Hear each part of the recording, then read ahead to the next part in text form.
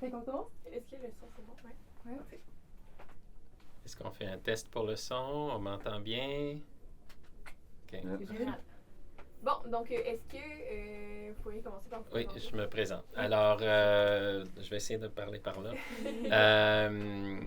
Je suis Adrien Burke, je suis professeur au département d'anthropologie, je suis archéologue de formation et je siège comme représentant des professeurs et professeurs au comité de retraite du régime de retraite de l'Université de Montréal depuis 6 ans maintenant.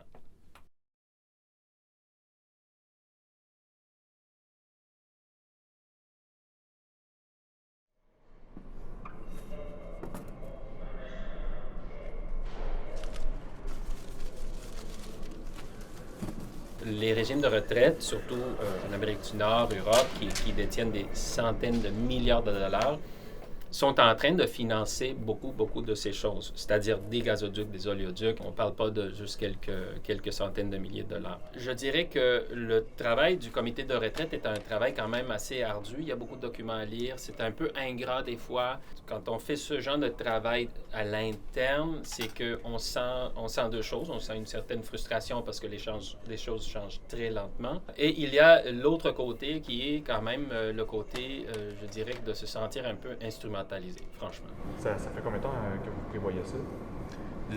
L'occupation ou la campagne des investissements? L'occupation, ça doit faire à peu près... c'est dans notre plan d'escalade des moyens de pression depuis plusieurs mois. OK. On a prévu le faire il y a environ un mois officiellement, avec la préparation qui avait été faite à l'avance comme étant faisant partie du plan d'escalade des moyens de pression environ. Mais ça fait vraiment un peu moins d'un mois là, qu'on prépare ça de manière plus intense. Dans le fond, hier, on est arrivé. Moi, j'étais là avec Mathieu, on était l'équipe Ninja. Fait qu'on est arrivé vers 9h du matin, observer un peu les lieux, s'assurer que tout était en place. Et, on avait dit à la sécurité que l'occupation allait avoir lieu au pavillon Jean-Briand, qui est très loin par là. Fait qu'ils ont déployé beaucoup de gardes là-bas, à la place d'ici. Donc, notre plan a fonctionné, on les a bien eus. Celui-là, on ne l'a pas choisi au hasard. Le hall d'honneur, c'est un endroit autant genre symboliquement, c'est une image très forte, puis autant toute la semaine, il y avait des activités prévues avec des personnes très importantes là, qui viennent ici, qui boivent du champagne, puis qui discutent avec le recteur ou je sais pas trop l'administration. Fait que ça les fait bien chier en fait là, qu'on ait choisi d'être ici.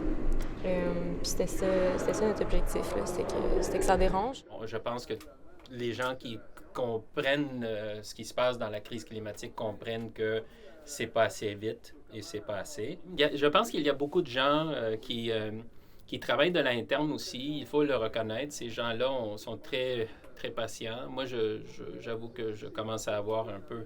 je commence à manquer de patience et on peut se poser encore la question, est-ce que c'est pas juste mieux d'occuper le pavillon principal parce que c'est pas mal plus efficace et direct et visible et les résultats semblent être... Comment tu te sens en ce moment? Physiquement, je me suis brûlé la langue avec mon thé.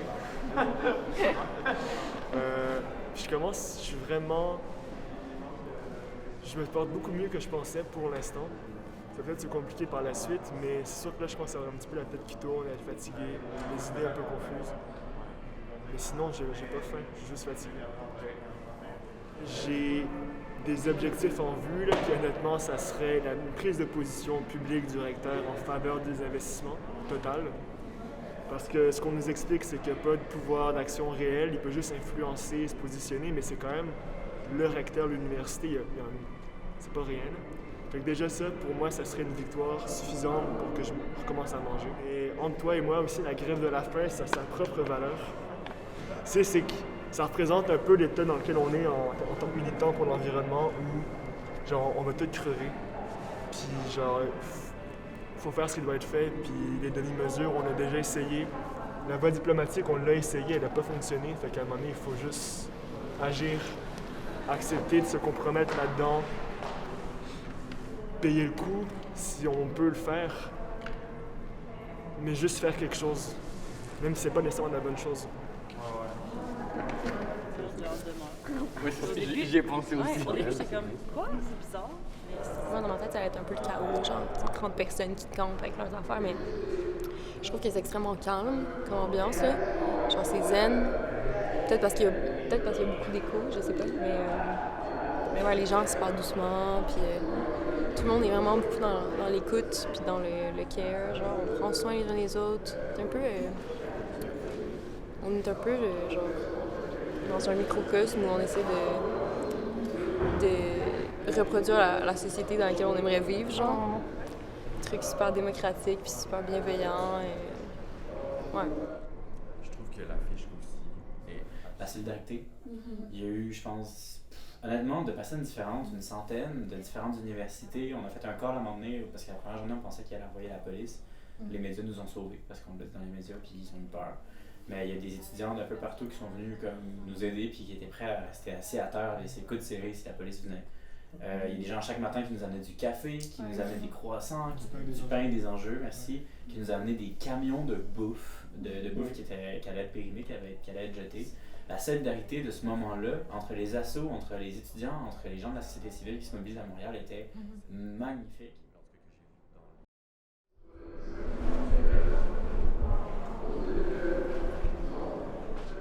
En quoi est-ce que cette mobilisation-là et tout ce qui l'entoure a changé ton rapport avec l'université?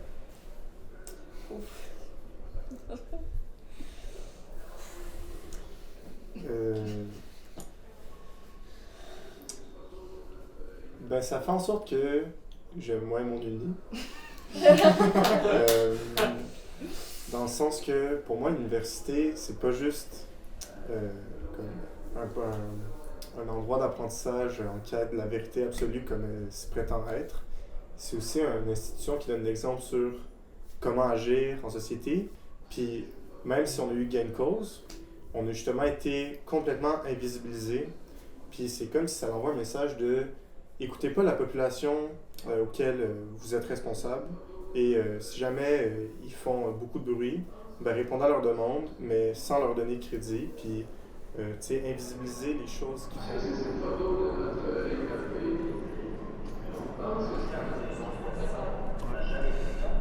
Mentalement, assez bien, honnêtement, mais genre, j'ai des idées un peu embrouillées, c'est sûr, mais c'est ce que je craignais le plus et c'est ce que j'ai le moins en termes de symptômes.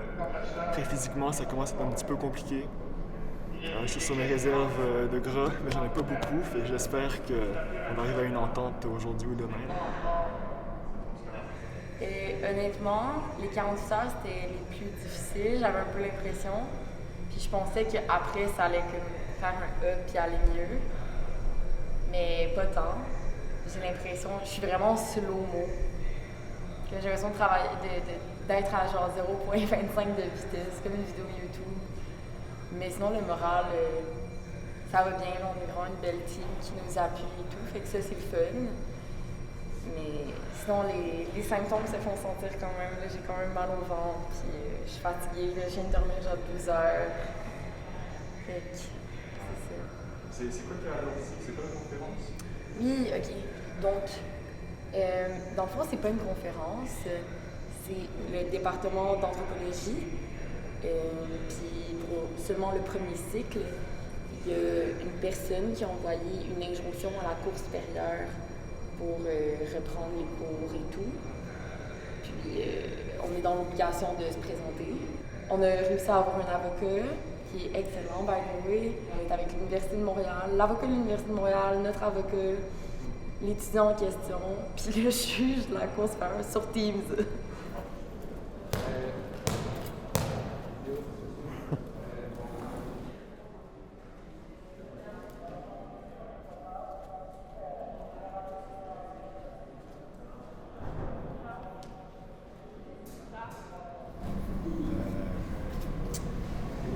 L'infirmière de l'université est venue l'examiner. J'étais en pas pire hypoglycémie. Mon état, c'est sûr qu'il les inquiète quand même pas mal, puis leur inquiétude se transmet à moi, on peut dire. Ils m'ont recommandé une évaluation plus complète à l'hôpital. Moi, j'ai accepté.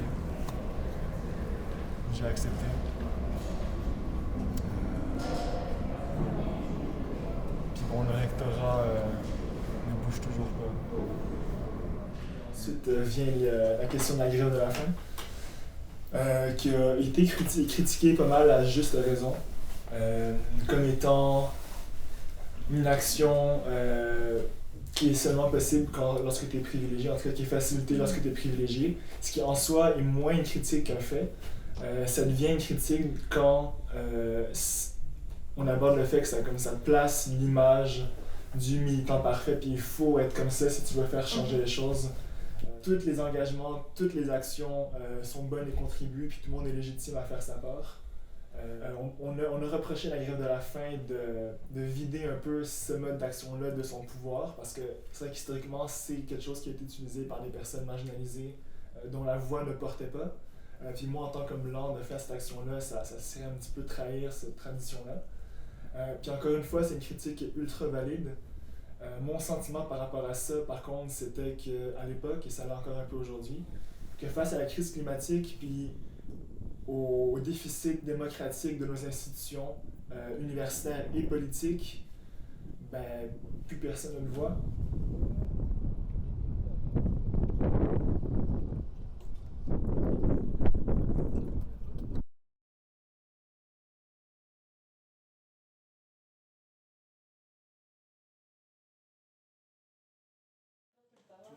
Ben, il est toujours sur la veste. Il est tatoué dans son cœur.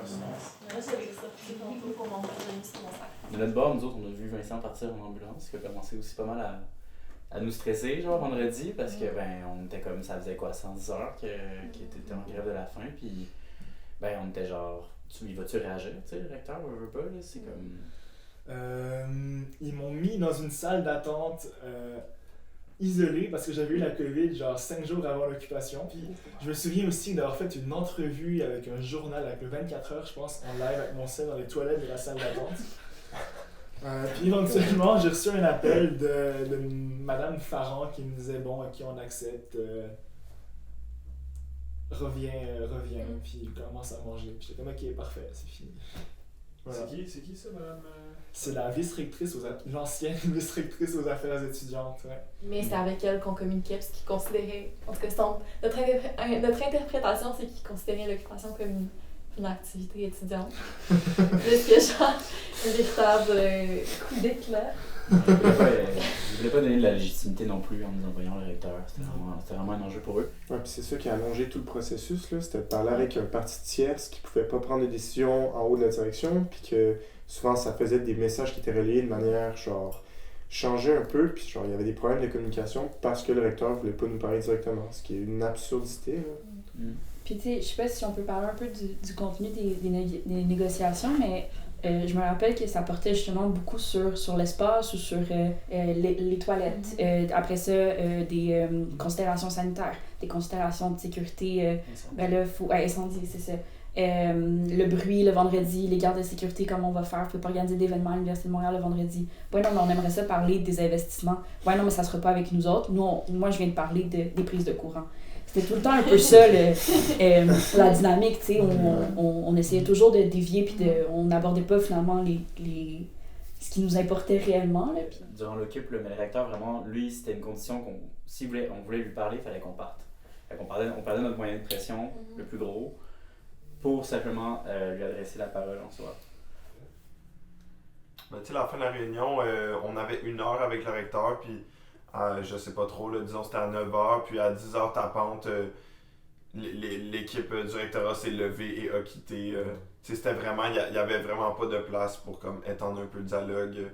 On avait négocié pour avoir 1 heure, puis à 9h55, on s'en allait parler, par exemple, des enjeux coloniaux à l'université, puis là, on a comme squeezé ça à la dernière minute, puis c'était fini. Là. C'est quoi qu'il nous avait dit déjà sur les enjeux coloniaux? Parce qu'on avait commencé à embarquer là-dessus. On peut pas marcher puis marcher la gomme. En même temps.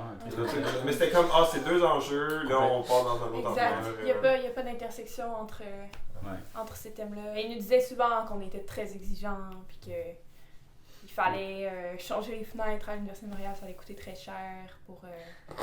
Donc la carboneutralité, c'était comme wow, genre ça c'est complètement pas considérable pour le moment, tu sais, pour le campus. Moi, au contraire mon collègue Vincent, que lui, s'était préparé pour la grève de la faim. Moi, je suis vraiment partie avec une espèce de coup de tête que je recommande pas. Ça a été top de recommencer à manger quand même après. Genre, tu peux pas juste manger normalement, puis ça va être bien, parce que quand ton corps a juste bu de l'eau, puis pas manger du tout, ça l'affecte ta digestion, veut pas assez rapidement. Au final, ça fonctionne. Puis c'est ça qui m'a tellement déçue, c'est que ça fonctionne, genre.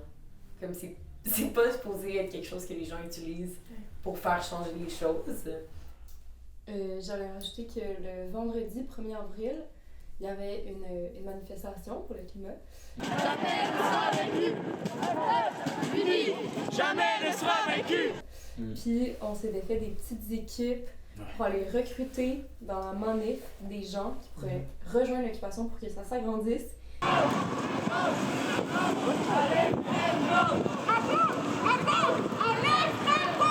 Jamais ne sera vaincu!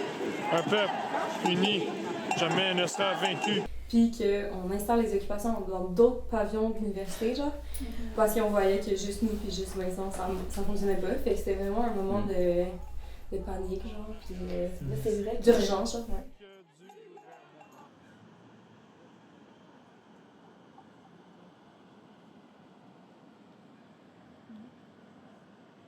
Moi, il y a une leçon aussi que j'ai appris de ça. Comme quoi, si tu veux faire changer quelque chose dans ton université, tu dois s'attaquer à son image. Parce que les universités sont des entreprises qui ont une image puis un marketing. Puis c'est seulement en s'attaquant à ça, genre, qu'ils vont prêter leur attention, dans le fond, sur les demandes. L'administration d'une université qui finance la recherche qui a pour but la science, la science, la rigueur, la vérité, oui, mais tu sais, la découverte aussi d'un savoir, mais qui se cache les yeux devant ce qu'elle produit. C'est une université décadente, là. C'est une université qui me rit en pleine face, qui me dit ton diplôme, c'est un gage de travail, mais c'est pas un gage de savoir. Le savoir, je crache dessus, tu sais. Mon rapport à l'université est complètement... j'étais pas très optimiste, mais là, il est complètement... c'est blessant, je trouve, en tant qu'étudiante, tu sais, parce que c'est une université qui ne comprend plus sa fonction dans une société, là.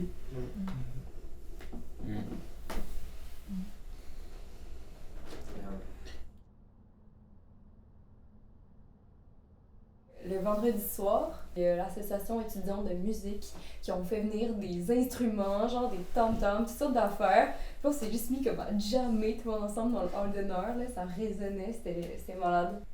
Ce jam dont ils ont eu tant peur, ça c'est fier. Ils pensaient qu'on avait mixé un rave. Jamais. On avait interdit toute substance comme alcool ou quoi que ce soit, drogue sur place. Puis à un moment donné, avec une autre personne, et Viviane et moi, on avait vraiment envie d'une bière. Fait qu'on a couru au bar le plus proche. On a réclamé la bière la plus rapidement possible. Ça s'est fait le plus rapidement que j'ai jamais vu de ma vie. On a calé cette bière-là. Puis on a couru back à l'occupation sans que personne ne le sache. Comme ça, on est allé faire une marche. Puis c'est à travers une game de Spikeball que j'ai rencontré mon coloc, en fait. J'ai signé mon bail, c'est la semaine de l'Occup. Puis on se connaissait pas du tout avant. Moi, j'ai le souvenir d'un très beau coucher de soleil. J'ai des photos, là. Wow, ouais. J'imagine qu'on partait du même. Il y a eu des beaux moments quand même, là. Vraiment. Où on sortait, puis là, il y avait... Ce qui était le fun, je pense, d'occupation, c'est qu'il y avait tout le temps du monde.